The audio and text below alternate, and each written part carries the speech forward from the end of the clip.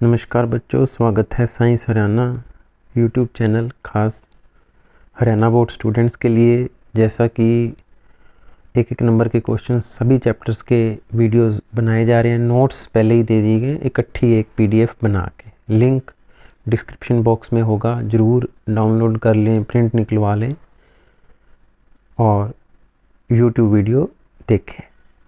मेरुरज्जु किस से सुरक्षित है? चैप्टर नियंत्रण एवं समन्वय, कंट्रोल एंड कोऑर्डिनेशन। बहुत आसान चैप्टर, 2 नंबर के 2 क्वेश्चन आने हैं इस चैप्टर से। तो मेरुरज्जु बच्चों हमारी रीढ़ की हड्डी से सुरक्षित होती है। मस्तिष्क हमारा कपाल यानी कि खोपड़ी से सुरक्षित रहता है और मेरुरज्जु किशेरुक दंड या रीढ़ की हड्डी से। ये हमारे सैंपल पेपर का क्वेश्चन है।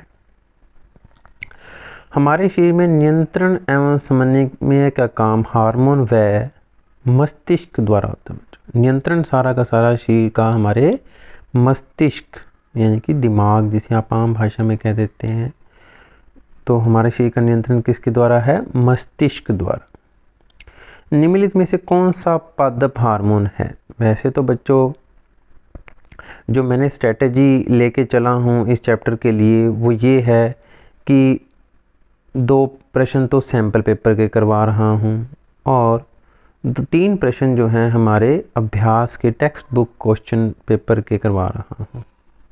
एक्चुअली भिवानी बोर्ड के अकॉर्डिंग इस चैप्टर का सिलेबस क्लियर ही नहीं हो पा रहा कि क्या सिलेबस में है क्या नहीं है। तो फिर भी 10 एक प्रश्न बनाए हैं, कर लें, क्योंकि हम खाली नहीं छोड़ सकते। ये 3 प्रश्न जो अगले हैं ये हमारे अभ्यास की किताब के प्रश्न हैं।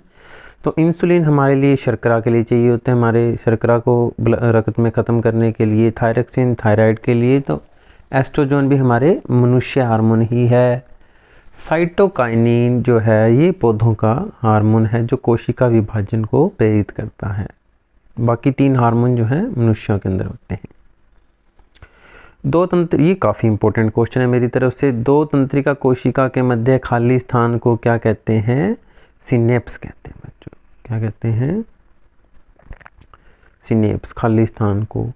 और तंत्रिका कोशिका का डायग्राम अच्छे ढंग से बनाना नहीं सीखना, सिर्फ सीख लें क्या कुछ है उसमें। एक्सोन आगे का हिस्सा है, आवेग सूचना लेके जाना है, ध्रुमिका पीछे थोड़े छोटे धागे से होते हैं, दैट इज ध्रुमिका।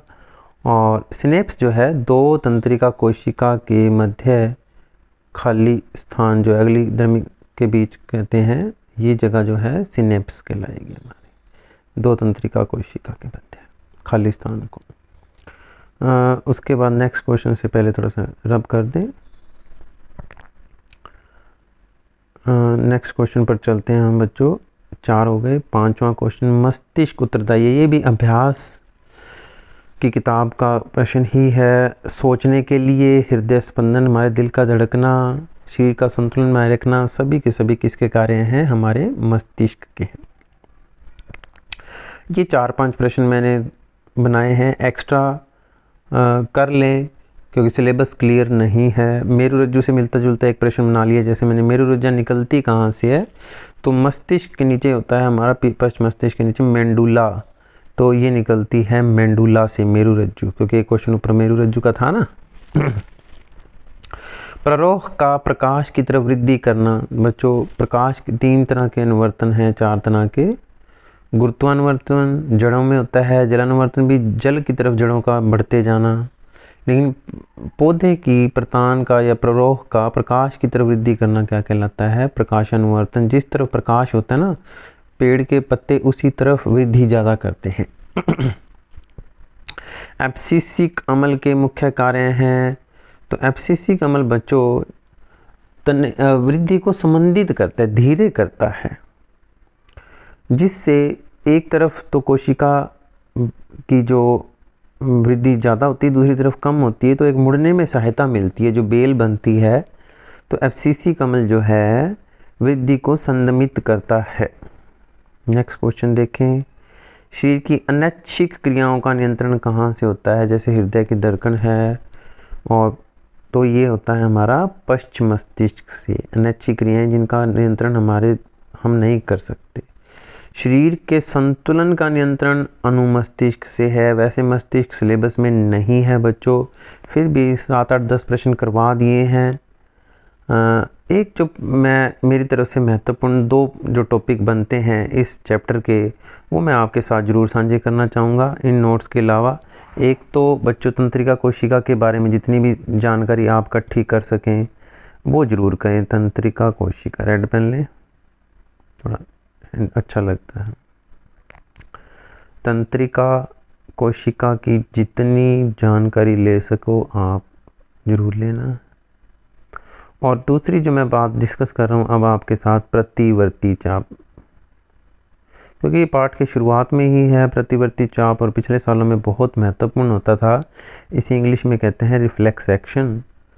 तो रिफ्लेक्स एक्शन जो है इज़ वेरी इंपॉर्टेंट और ये अनैच्छिक क्रिया है। पहली बात तो क्लियर ये मैं कर रहा हूँ कि प्रतिवर्ती चाप या रिफ्लेक्स एक्शन अनैच्छिक क्रिया है और ये इसका जो नियंत्रण है मेरुरज्जु द्वारा होता है, ना कि मस्तिष्क द्वारा होता है। दूसरी बात, तीसरी बात, कई बार क्या होता है कि गर्म पानी या किसी गर्म चीज़ को हमारा हाथ छू जाता है या गाड़ी के आगे अचानक कुत्ता आ गया या कोई चीज़ आ गई तो हमारे दिमाग से सूचना आने से पहले मेरुरज्जु द्वारा सूचना आ जाती है। इसको कहते हैं प्रतिवर्ती। ये रिफ्लेक्स एक्शन, मस्तिष्क तक नहीं गई सूचना, मेरुरज्जु से ही वापस आ रही है, ये गई और ये वापस आ गई। तो ऐसी जो सूचनाएं मस्तिष्क तक जाती हैं ये भी क्लियर होना चाहिए, परंतु मेरुरज्जु से ही वापस आ जाती हैं कहलाती हैं प्रतिवर्ती चाप। ये अनैच्छिक क्रिया, ये समय की बचत के लिए हुई है और ये जानवरों में ज़्यादा विकसित हुई है प्रतिवर्ती चाप। तो ठीक है बच्चों, 2 टॉपिक मेरी तरफ से काफ़ी इम्पोर्टेंट है, तंत्रिका कोशिका, प्रतिवर्ती चाप के बारे में, और बाकी लगभग सिलेबस के टॉपिक इस पाठ के कटे हुए हैं। तो जुड़े रहें साइंस हरियाणा के साथ। सारे चैप्टर्स के 1-1 नंबर के वीडियोस, कुछ बच्चों के मैसेज आ रहे हैं कि भाई सर 2-2, 3-3 नंबर वाले चैप्टर्स के भी क्वेश्चन बना के दो, एक्सप्लेन करो, तो वो भी कोशिश की जाएगी। थैंक यू बच्चों, जुड़े रहें साइंस हरियाणा के साथ। डिस्क्रिप्शन बॉक्स में सारे नोट्स मिल जाएंगे आपको बच्चों।